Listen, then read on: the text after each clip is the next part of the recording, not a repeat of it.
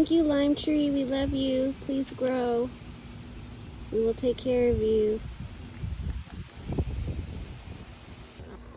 All the organic stuff. Okay, hubby's husband said we have a problem with the beetles. You know, right there. Oh yeah. So you can get to your roots. That little bug right there. Oh, I see it.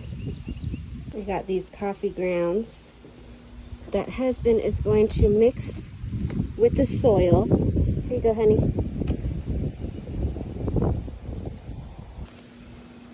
But for